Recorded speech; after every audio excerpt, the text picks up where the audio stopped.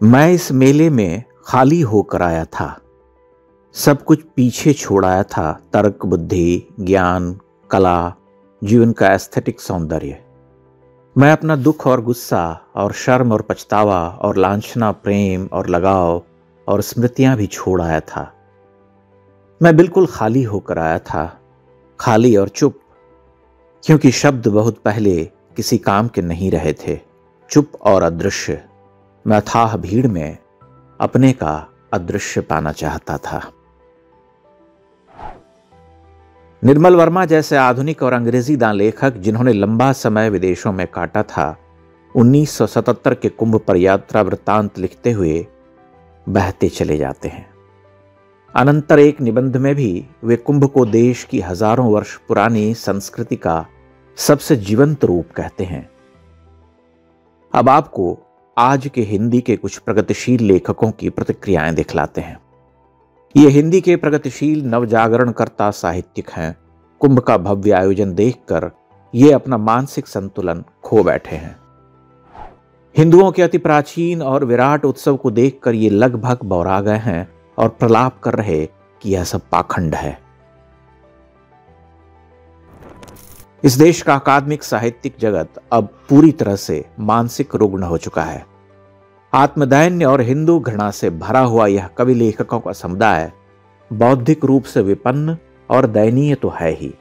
कुंभ के विरुद्ध विश्वमन करना या अनर्गल लिखकर भारतीय सभ्यता संस्कृति के इस हजारों वर्ष प्राचीन और महान उत्सव का मजाक उड़ाना क्या सिद्ध करता है? 24 घंटे मोदी सरकार की निंदा में डूबे ये मेंटल अब हिंदू पर्व त्योहारों को मोदी सरकार से जोड़ कर देखने लगे हैं। इन्हें लगता है कि कुंभ तो सरकार का प्रपंच है। धन्य। आने वाले समय में इन्हें और बुरा दिन देखना पड़ेगा। ये सेमिनार करते हुए, मंचों से कविता कहानी सुनाते हुए, अरण्य रोदन करते हुए और हिंदू भगवा जैसे शब्दों से भयाक्रांत होते हुए 200-400 लोगों के नायक बनकर रह जाएंगे। इनकी प्रासंगिकता लगभग समाप्त हो जाएगी। ये इतने बेईमान, भारतद्रोही, सेक्युलरिज्म के नाम पर आतंकवाद समर्थक और घृणित हो चुके हैं कि इनका चेहरा देखकर वितृष्णा होने लगी है। कुंभ संपूर्ण विश्व इतिहास में मानव सभ्यता संस्कृति का महानतम समागम है, जहां एक छोटे से भूभाग पर लाखों करोड़ों लोग साथ रहते हैं। यत्र भवति विश्वय कनीडम। रविंद्रनाथ के शब्दों में कहूं तो ये युग युग धावित यात्री हैं। यात्री जो युगों से भारत भूमि पर प्रकट होते हैं और फिर विलीन हो जाते हैं। कुंभ तो मानव सभ्यता के इतिहास का सबसे विराट ग्राम है। ऐसा ग्राम, ऐसा नीड़ तो कभी किसी अन्य सभ्यता में बुना ही नहीं गया, जहां कितने अनन्य साधारण थके हारे हिंदू एक निर्मल इच्छा लिए चले आते हैं कि इस भाव के चक्र से उन्हें मुक्ति मिल जाए। चारों कुंभ नहाए हैं, नासिक, हरिद्वार, उज्जैन, प्रयाग। कब से नहा रही हैं कुंभ? 1945 से। जहां कोई परधर्म अथवा संप्रदाय के लिए विष नहीं उगला जाता, जहां कोई षड्यंत्र नहीं रचा जाता, अपने देवस्थलों की रक्षा का संकल्प भिन्न बात है। वह तो होना ही चाहिए, किंतु वहां किसी के लिए कोई विराग नहीं, कोई द्वेष नहीं। बस करोड़ों करोड़ जनों की एक ही ऐषणा होती है कि डुबकी लगा लें, कुछ दिन गंगा के घाट पर रह लें। उस कुंभ के लिए ये वमन कर रहे ये साहित्यिक हैं। हिंदुओं की इस हजारों वर्ष पुरानी आस्था को अंधविश्वास कहने वाले वहां दुकान लगा रहे और पिट रहे, संभवतः पिटने के ही योग्य हैं।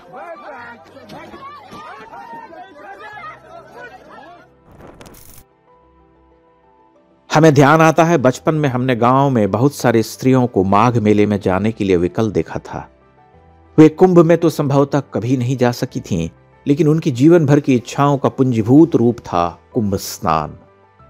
इन कथित प्रगतिशील लेखकों को कौन समझाए कि इस देश में आज भी करोड़ों करोड़ हिंदू कुंभ की प्रतीक्षा करते हैं और एक बार वहां स्नान कर मुक्त हो जाना चाहते हैं।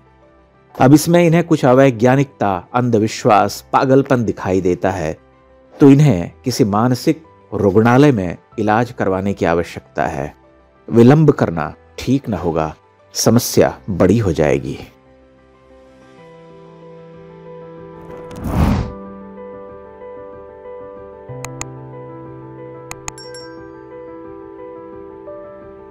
इंडेक्स ऑनलाइन के वीडियो समाज को समर्पित हैं। आप इनको डाउनलोड करके जैसे चाहे वैसे प्रयोग कर सकते हैं। चाहे तो आप हमारे टेलीग्राम चैनल से जुड़ सकते हैं। वहां सारे नए पुराने वीडियो आपको मिल जाएंगे। हमारे सोशल मीडिया लिंक हर वीडियो के डिस्क्रिप्शन में होते हैं। हमारा एकमात्र उद्देश्य हिंदू समाज को जागृत और एकजुट करना है। इसमें सहभागी बने। धन्यवाद।